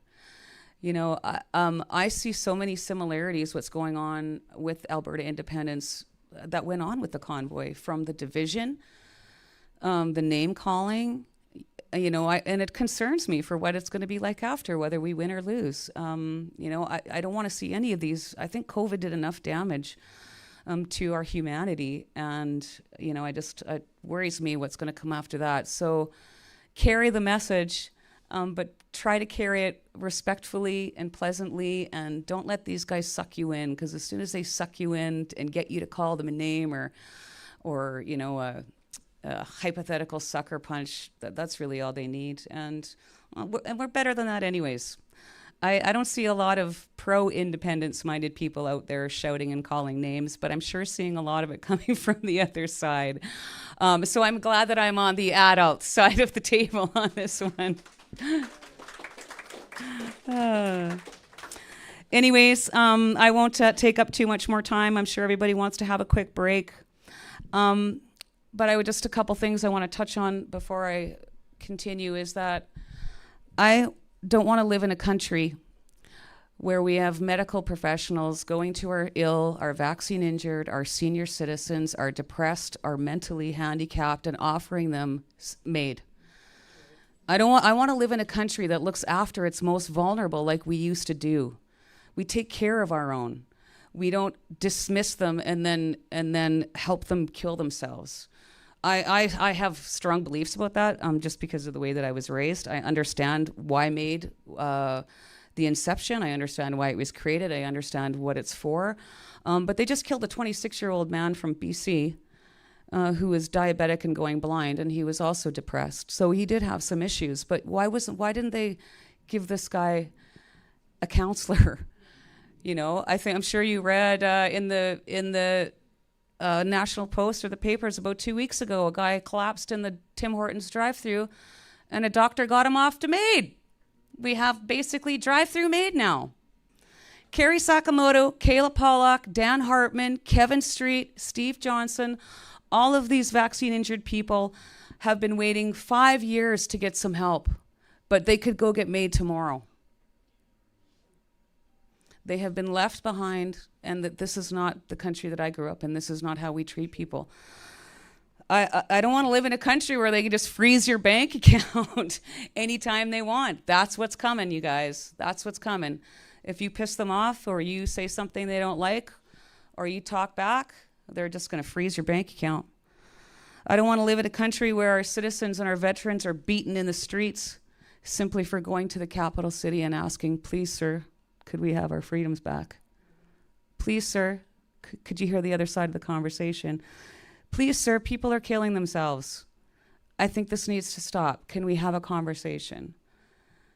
We do not live in a democracy. We do not live in a democracy. We do not have free speech already. We are living in a country where they want to tell you what to say, what to think, what to believe, how to behave, Definitely don't do any mischief, because it's the most heinous crime in all of Canada. And the two-tier justice system, it gets really frustrating almost every day seeing these cases that are just getting thrown out or tossed out. I was just talking to some gentlemen before. We were talking about it on the Rebel live stream today. There's an Alberta man that has been released again. He's been released twice in the last 2 months, I believe, for sexual interference, sexual assault, confinement, unlawful confinement. Some pretty terrible. One of his victims was 12.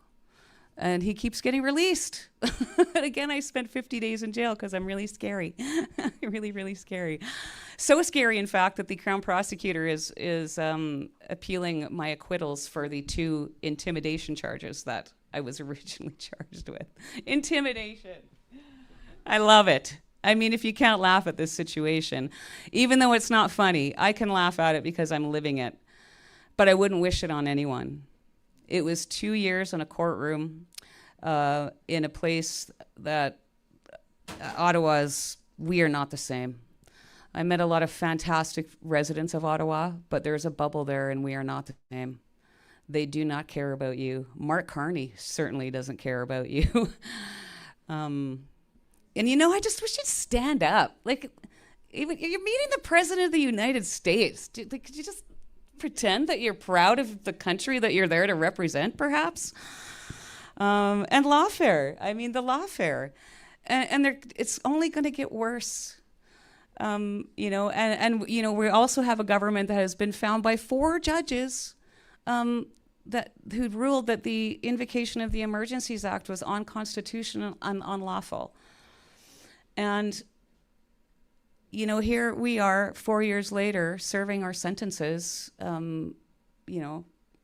trying to work, trying to live our lives, after we've been convicted, fine, we're being held accountable, but when does that accountability come? When does that accountability come for any of these scandals that we've just sat back and had to suck up for the last 11 years? Because we have had to suck it up. So personally, I think that we can be so much more. We're being held back. I've had leg shackles on. I know what it's like, and that's exactly what's happening. Is we are being shackled by Ottawa. As I said, we have the talent, we have the resources, we have the land, we have the people, we have the knowledge, and I think get out, talk to your friends. Let's keep this conversation going, and get out there on the 19th, and make sure you check option 2. And get out to these events. Not only do you get information out of these events, but they're always like this is a terrible shot in the arm, I was going to say. It's like a shot in the arm of, just getting together with people that are like-minded. And it is something that makes us special. I was at the Conservative Conference in Calgary, and there was a lot of delegates that came in. And a lot of them that I met had never been to the West before, but they felt it when they got off the plane, you guys. They were just like, as soon as we landed, I just felt like this weight off my I feel like I can say things that I want to say. I don't have to be careful about what I'm talking about. They can feel how free it is here. So let's go be free. Thank you.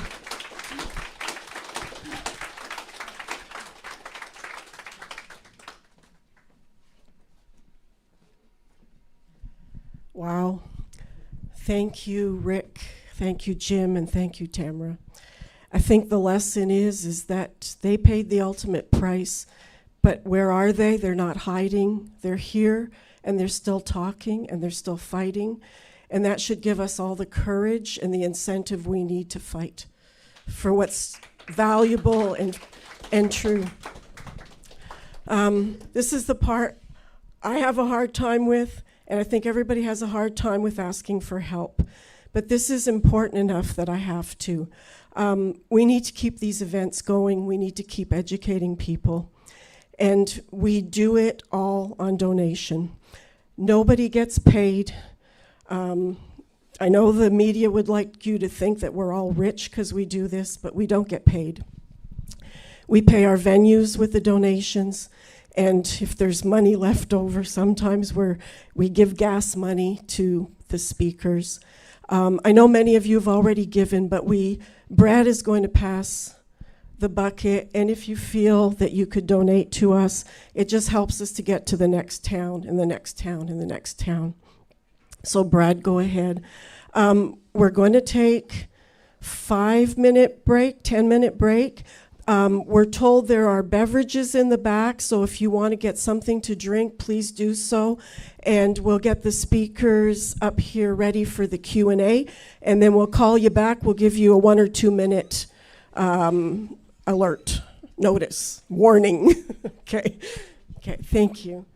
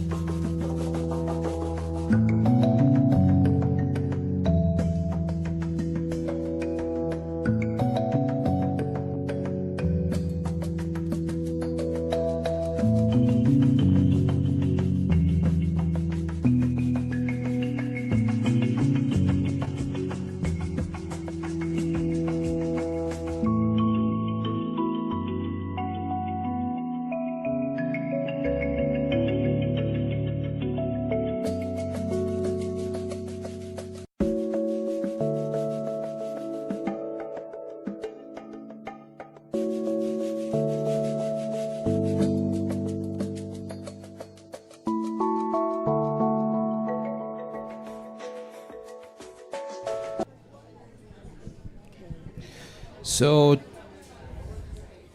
okay. This is the 1 minute warning. More like 57-second warning. Yeah. 56, Yeah. 5, 4. So we'll ask our speakers to come and get set up for the Q&A. Yep. And if you haven't already gone to the front table, there are trifolds there. Please take at least one for yourself and take a bunch to hand out to friends and family. Yep. Oh, and there are also lawn signs at the front table as well.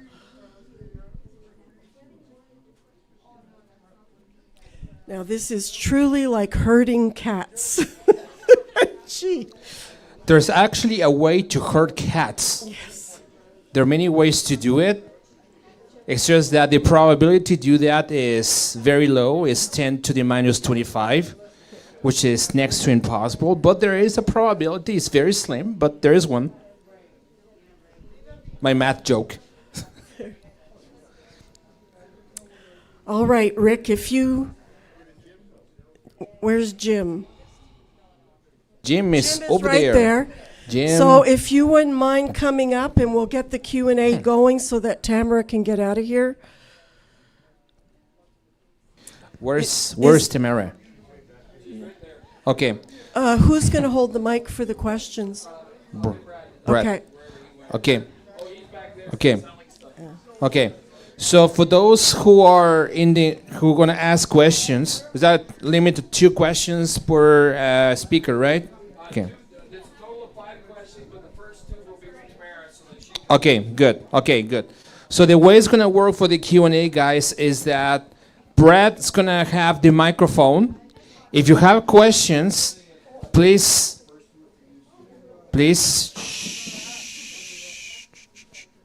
So the way it's going to work for the Q&A is that Brad's going to have the microphone. Tamara will get the 2 first questions because of her probation stuff. Her soon departure. Very important, guys, that if you have questions, to use the microphone that I have here, do not do like this. Hey, I got a question. Because I will look at a very straight face and I'll look at with a very deadly eye and say no. Because the thing is that this thing is on the stream, and we want the people on the stream to hear your questions. And also, by doing this, it's kind of rude too.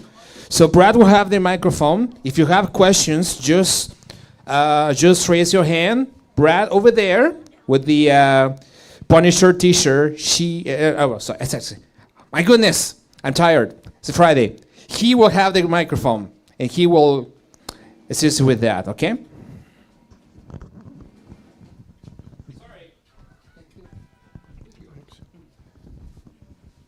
So remember, the first 2 questions are from Tamara, so that she can get going.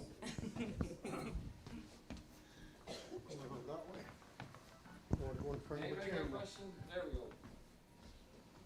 Also, one thing, during the Q&A session, please put all your phones on muted. Testing. Yep. Okay. Alrighty, Tamara, I just want to thank you so much for what you've done for us and encouraged us here tonight. And one of the reasons, the other 2 guys are my buddies. I've known them forever. Anyway, Tamara, I want to just go back to the very beginning of that convoy, okay? I had already met Chris Scott, thrown some money at him, and then I heard about the convoy, and we are farmers ranchers, and we happened to be in the Red Deer area when we heard the convoy, the North Wing was coming through. And so a bunch of us ended up on the Penhold overpass. And we never did see the convoy because they were held up at some weigh scale or something. Trucks were going under us for about 2-3 hours. We were waiting for the convoy. Horns honking, lights flashing, and we're saying, are these part of the convoy? No, it's not. No, it's not. And this was my aha moment. I said, there is something going on here. There is something going on. Virtually every truck going under that overpass was, and I turned to my wife and I said, we've got trucks. We should be in this. You always wanted to go across Canada. Well, I got the look, like not exactly, dear. So anyway, my point being, you made a comment in your speech that people can surprise you. Don't paint them all into the corner. I just was so taken by this thing is a big thing. So we went on to ski in BC. Our account was frozen because we donated to you. And I'll tell you, that's a little bit of a thing when you're trying to do business, when you're on holiday and it's frozen. And of course, our account manager swore up and down it had nothing to do with her. But anyway, that's my comment. Thank you so much. And people can surprise you. No question. Thank you. It's is this thing on? Check 1 2. Oh, sorry. Check 1 2. Yeah, people can surprise you. You're right. And we found there was a lot of people that I didn't think that would ever support what we were doing that were full on supporters. And that was one of the great things about the Freedom Convoy that I found, because it's surreal for me to look back on those times, what happened before then, like the mandates and everything that we were under. But Canadians just didn't call each other up to go to the highway. People weren't talking about how they felt about a lot of things, not even with their friends, because it destroyed a lot of relationships. They just all got up off their couches and went out to the highway and then on the overpasses and then got there, and then they're all crying and hugging each other because they're like, people didn't feel alone anymore, and they felt like they had some support. And that was, I think, a lot of the things that they were doing throughout the pandemic. I was just talking on the break.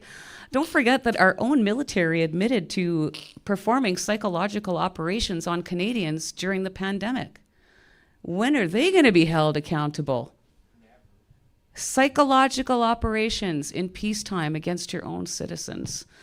This is what I mean. I love Canadians, but I don't love what Canada has become. I don't want to live in a country where we're all presumed guilty until we prove ourselves innocent, because that's what it feels like a lot of times to me now. We're treated, everyday people that just raise concerns or don't fall in and believe exactly what the government says you should believe are considered enemies. I'm listed as an ideologically motivated violent extremist, for Pete's sake. Make it make sense. Make it make sense. But thank you. Thank you.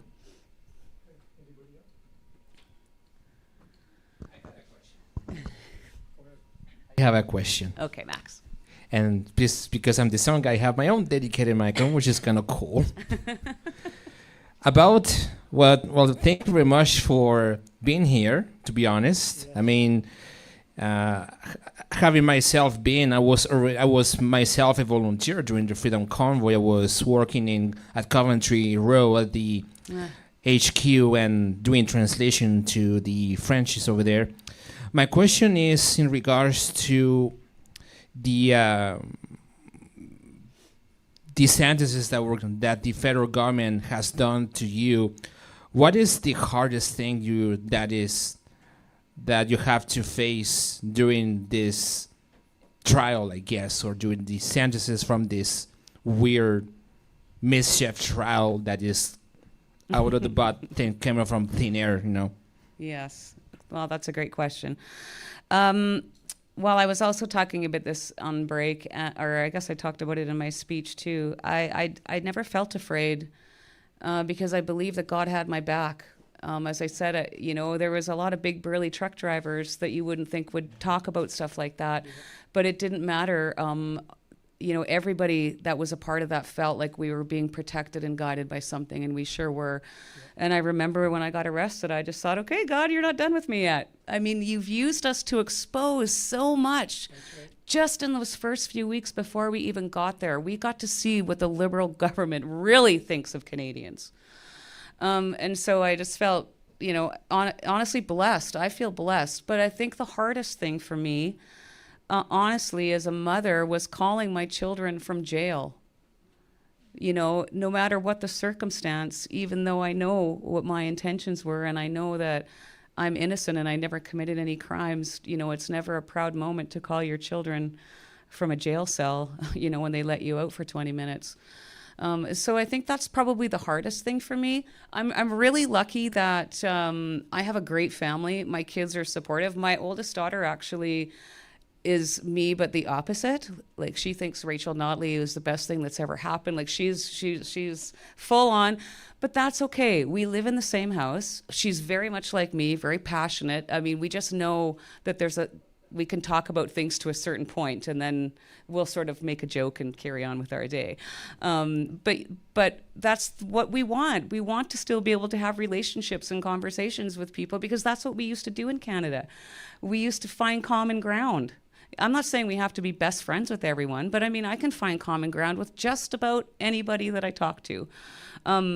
If I wasn't so recognizable at this point, which is really weird for me, I would try to have those conversations. But obviously people that know me or know of me sort of know what my stances are, so. This is a funny comment. This is a $70 super chat, by the way. Thank you very much, from Grace. The wonderful convoy woke many people up. Yeah, it did, yeah. Yep. Yeah. People needed to be awake. I think people were awake. I think they just didn't know what to do.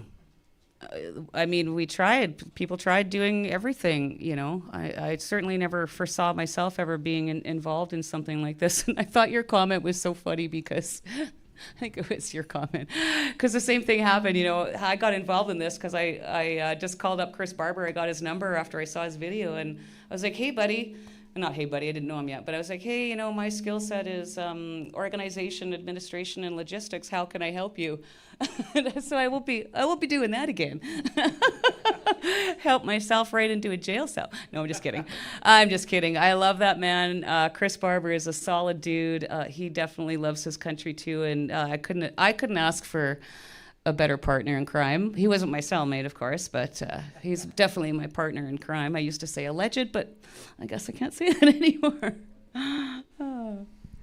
Well, that is perfect. Thank you very much, Tamara, for coming. And for everybody that doesn't know already, next Wednesday, July 1st, Tamara and her band will be playing at, minus the drummer, which Chris is going to fill in for. Yeah.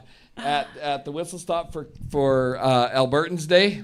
So I would welcome everybody to come out, and we'll let Tamara, she's got to get rushing to get home. So I'll turn into a criminal pumpkin in about 10 minutes if I don't hit the road. So we'll let her go, and then we'll ask 3 more questions of Rick and Jim. Thank you, everyone. Thank you for the warm welcome. I had a great time here tonight, and I'm sure we'll see you again very soon. So take care of yourself. Yes. You guys take care of yourself too. Thank you. I will. We'll see you. Thanks. We'll catch you guys later. Okay. Yeah, bye.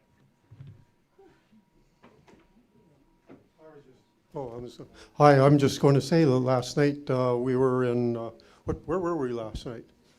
Paradise Valley. Paradise Valley. And anyways, there was a gentleman come in his pickup truck with Canadian flag and a hat and stuff like this. And he introduced himself, and we talked to him, come in and he asked a bunch of real good questions. So that's the thing, everybody should come and ask questions no matter which side you're on, because everybody learns from it. So that's why I'm sort of hoping some more of you guys will maybe ask something.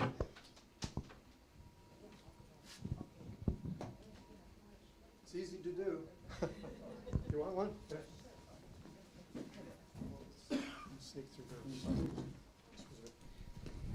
Hey, Shane, do we take online questions too? No? Yes, no, Toaster? No? Okay. No, just asking if we take online questions too, or just no. Okay. No worries. Yeah, I was just here talking about the Canadian Wheat Board there. I remember back in the 60s, Canada was trying to sell can-do reactors to China. And the deal they made was that they would sell their wheat cheap to China because they were a big buyer. And I think that cost Canadian farmers millions of dollars just so Ontario could sell their can-do reactor. You may have seen the same article that I saw in the Red Rag, the Western producer there, where they said that they had sold 7 or 9 can-do reactors and some wheat. You know, but that was what I was alluding to earlier, is we could never find out what the grain was sold for. You know, it was a commercial entity. Some of the grain that actually went out through to the eastern part of the country, Thunder Bay and Port Arthur, went through the Great Lakes on Canada steamship lines, the Lakers that were owned by, at one time, Prime Minister Paul Martin, but they were Liberian flagged. Even though they were called Canada steamship lines, those Lakers that operated in Canadian waters had Liberian flags. In other words, their payment went to Liberia, a tax-free country. Well, you've got the same situation with Canadian canola. We'll hold the microphone. Yes, I'd like to point out that we have the same situation currently with Alberta's canola and Chinese electric vehicles. The Americans banned electric vehicles in China, or at least put a high tariff against them. And Canada, for no advantage to itself, went along with the same idea. The Americans have since been allowed to export their soybeans into China, but there's still a great deal of reluctance for China to take our canola, and it has cost us, as Canadian farmers, millions of dollars this year alone. Thank you. Thanks, good question. Yeah, it was a Western penalization for an Eastern Eastern marketing issue. Maybe we should bring the board back, Rick. For canola only. If you are watching online, if you got a question, just put on the exclamation mark and we're going through your questions in the meantime.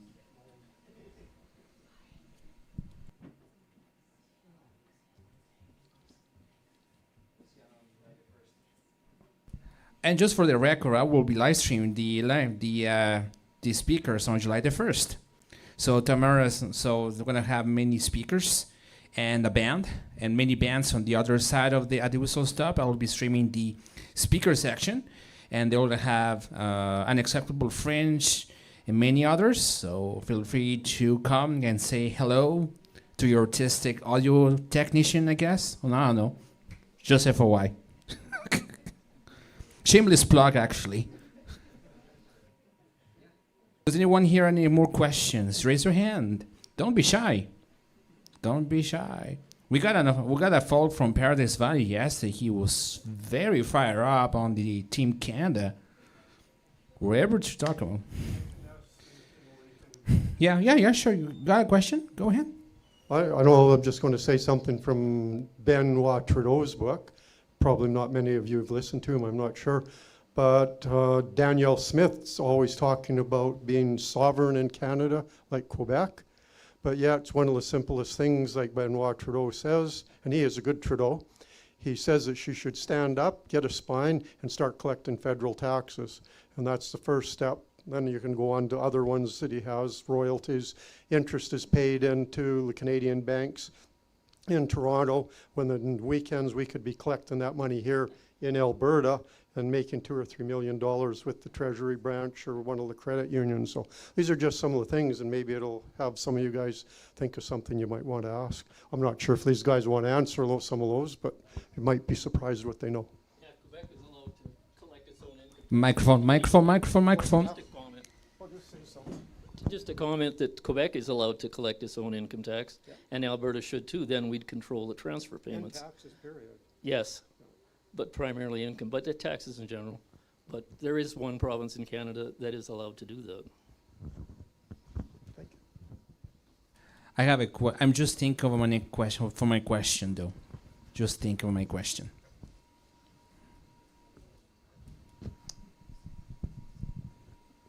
So take one more question. One more question. I think I'll ask the next question then, since I'm the fell gap here. When it comes to the wheat board and all that insanity surrounding the wheat board, I mean, you can talk to a guy like me. I'm very not familiar with that story at all, and it was only today. And when I was talking with the folks from LT about this specific subject, the wheat board and etc. What is the hardest thing, what is the hardest thing that you can possibly remember about this whole incident with the Canadian wheat board that needs to be shared in one sentence? Questions for each one of you. The $1.5 million I was shorted because I had to support the monopoly. What about you, Rick?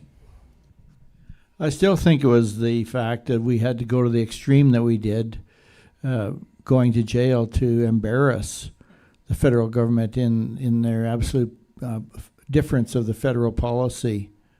And it was only after that it actually, through the media, it woke up a lot of people to the failure of what it really was. Similar to the Freedom Convoy, I mean, we see what happened with Tamara and many others. We see what we saw with people which they have their bank accounts frozen, right? I think we can see a trend between what the feds are doing when they get basically trapped in their own lies, even during your time in the 70s and the 80s, basically, or whatever it is, you know? Is that a fair assessment? Yeah, I think that's a good analogy or an alignment of the thinking. For me, another interesting point was when I saw the drone footage of the vehicles that were lined up going from the American border north into Canada, the Coots things during the COVID situation there.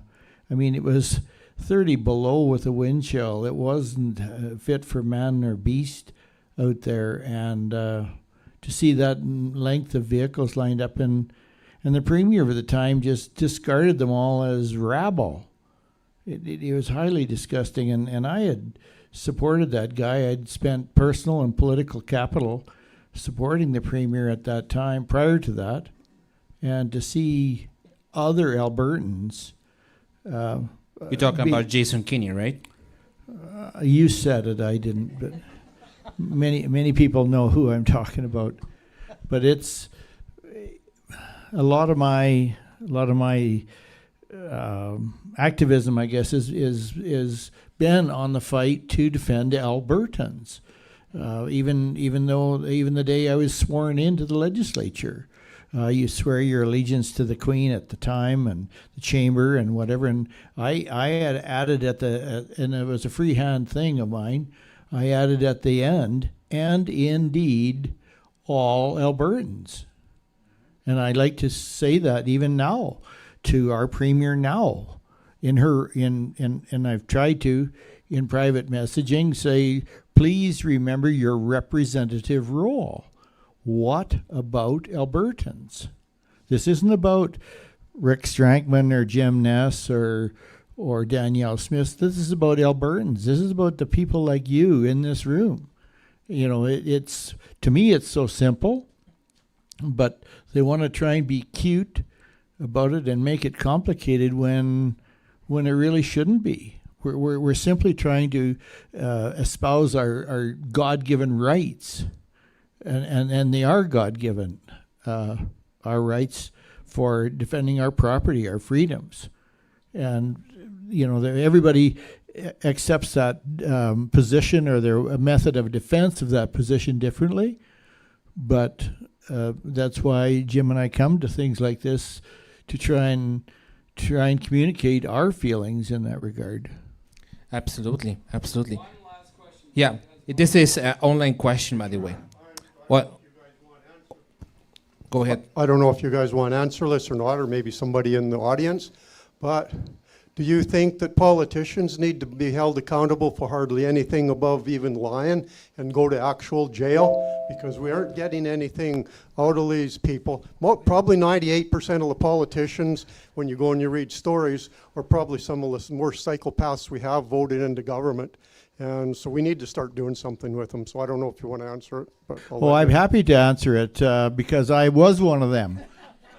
And I can tell you, and it's recorded in Hansard, one day I was blathering away there. We had to kill some time, and I said, ladies and gentlemen, a lot of us, it was an early morning session, we had to kill some time, and I said, ladies and gentlemen, a lot of us don't know one another. We come here for honorable reasons, honorable goals, honorable professions, trying to make a difference for Albertans, but not necessarily knowing how that's all going to play out. But the one thing I do know as of today, this is when I was in the chamber, and I pointed across, for many of you, to the best of my knowledge of today, I'm the only one that went to jail before I got elected. The rest of you all that have to look forward to after you've been elected. And I took messages even from our own caucus over doing that. But it gives me great glee to relate that sort of information to you here right now as an old guy, you know, in my rocking chair, and just get that off my chest. So, yes, you are absolutely right. Simple accountability. Even and I'm ranting here now, but even in the special areas that we live in, it's a government entity. It's managed by the Minister of Municipal Affairs. We have zero accountability. Zero accountability. I'll leave it to Jim.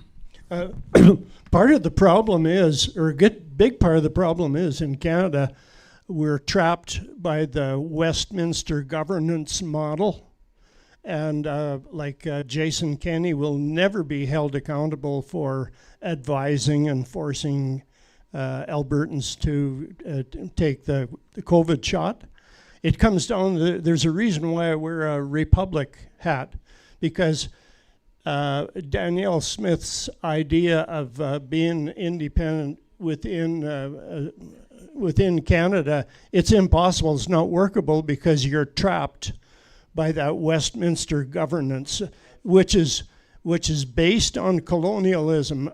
Upper and Lower Canada were colonized by Britain, and they were able to escape and push that colonization onto Western Canada. We're still trapped by that in Alberta and Saskatchewan, Manitoba, still trapped. That's why we have to escape the whole British system and become a republic. Well, I would like to thank everybody for coming out. This has been a really good evening. I really want to thank Rick and Jim and Tamara as well for coming out. I think we need help putting the chairs all the way and everything, don't we? Yeah. Oh, we can get all the help. But I would also like to thank the ladies and gentlemen that covered the cost for us tonight on this venue and supplied all of the meal for everybody. Let's give them a hand. And on your way out, make sure you grab a little Alberta flag. Their giveaway, and we also have signs back there. We do have to ask you for $10 for them because it allows us to print the next batch of them. And there's trifolds there as well, so grab a trifold. Thank you again for coming. And thank you very much for those who are watching online. That was amazing to see many reactions and everything. So we'll see you on the next event. Oh, you can give the microphone. So thank you very much for tuning in, and we'll see you on the next one. We'll see you at the Whistle Top for sure. I think I have 1 or 2 streams kind of scheduled-ish. Have to look at my schedule and send the agreements and stuff. So thanks for tuning in, and we'll see you next time then.